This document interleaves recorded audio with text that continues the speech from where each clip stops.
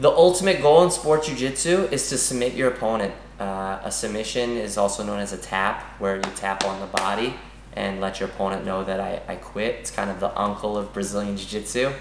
When you go out there and you compete, you're trying out stuff that you practice every day that might not necessarily work on all of your teammates who know it's coming. So I think that's a big edge in competition.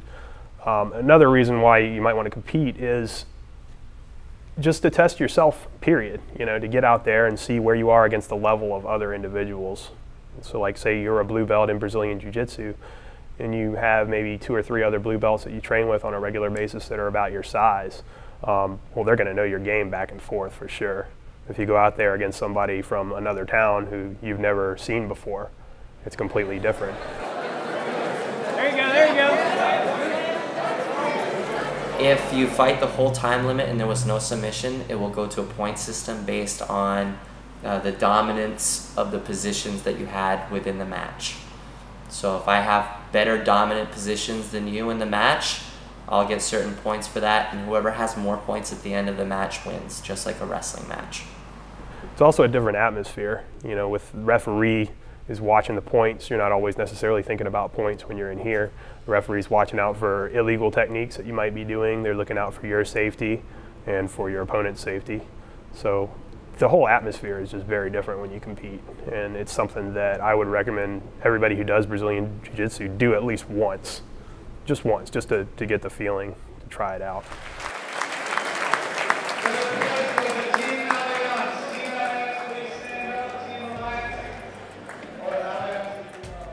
I'm competing, and I weighed in at about 155 pounds, so I'll be in the lightweight white belt division. And I've been working on my arm locks, been working on different chokes, baseball chokes using my gi. And so, yeah, just trying out that kind of stuff and hoping for the best, I guess. I think the most important part of competing is testing yourself. Stepping out into the arena is a huge battle within itself, and I really try to stress that to my students.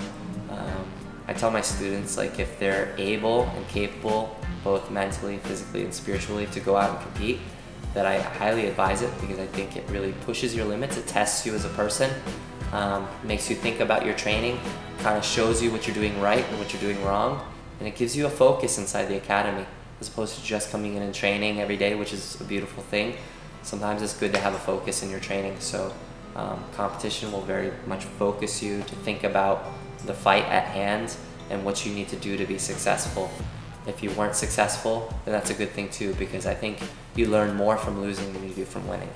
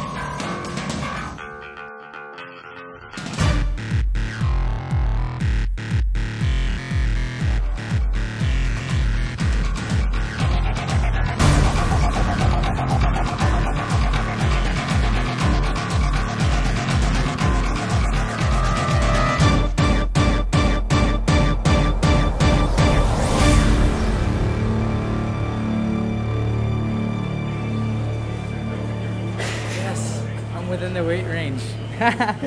Time to kick some ass.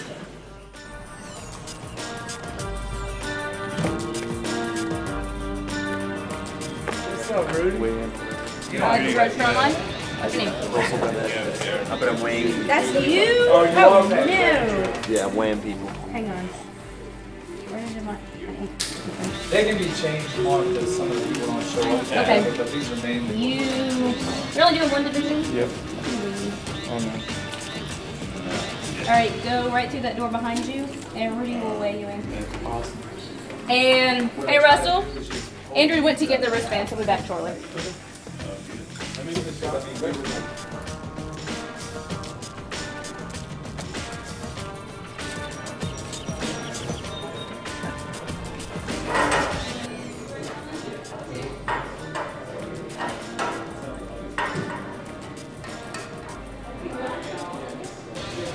Official weight 154.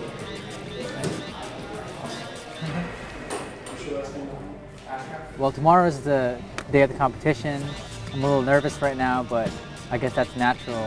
If I wasn't nervous, I think I'd be a little scared. So I'm actually kind of happy that I'm nervous because it's just, I think it motivates me more. Thank you. All right.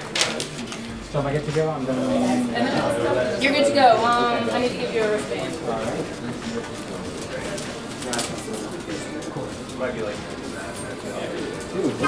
All right, got my wristband, got weighed in, I'm ready to go. Now I just need some food in my belly. I've been dieting like all day, so I just gotta, probably gonna go out and get some food now and be a happy camper. I think that's a good idea. It's not awful.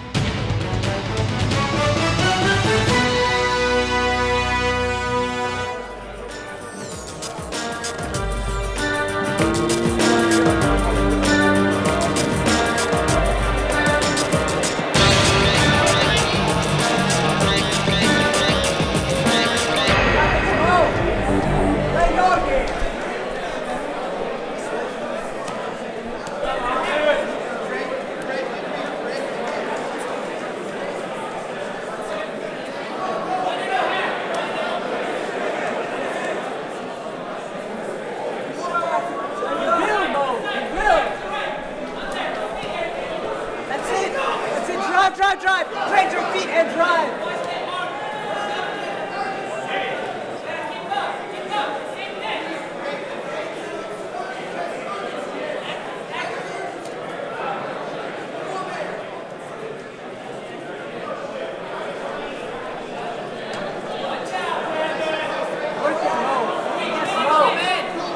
Come on, move! Get him, get him!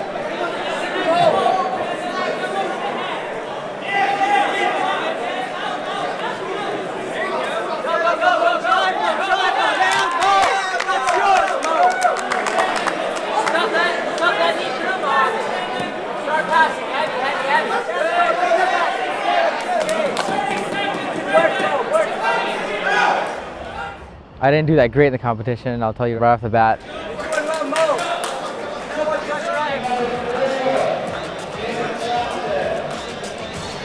Kind of got really excited and burned off a lot of my energy in my first fight.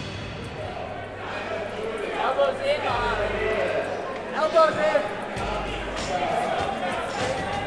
You gotta work that grip deeper, Mohammed. Didn't get a submission, but won by points.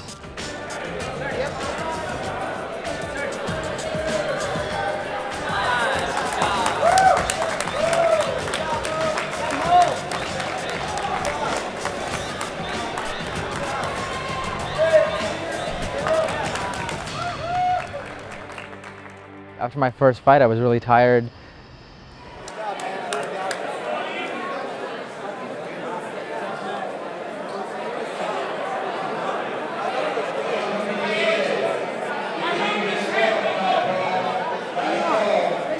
So my second fight came along.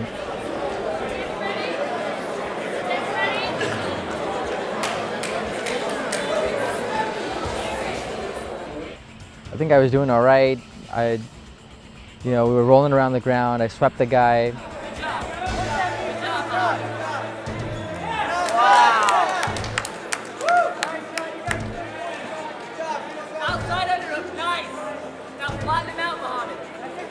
And got on top, but I couldn't control him.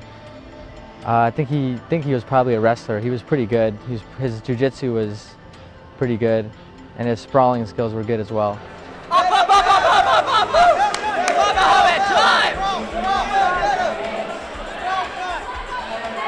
3 or 4 minutes into the fight, I just got burned out, got really tired, and pretty much he got me in a Kimura lock and submitted me.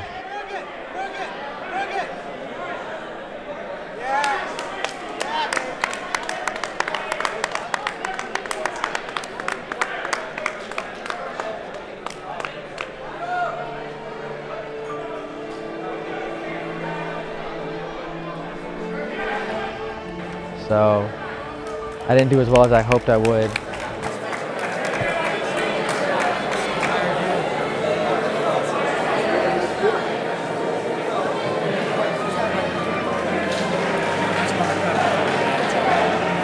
more you compete, the less you're going to feel like this.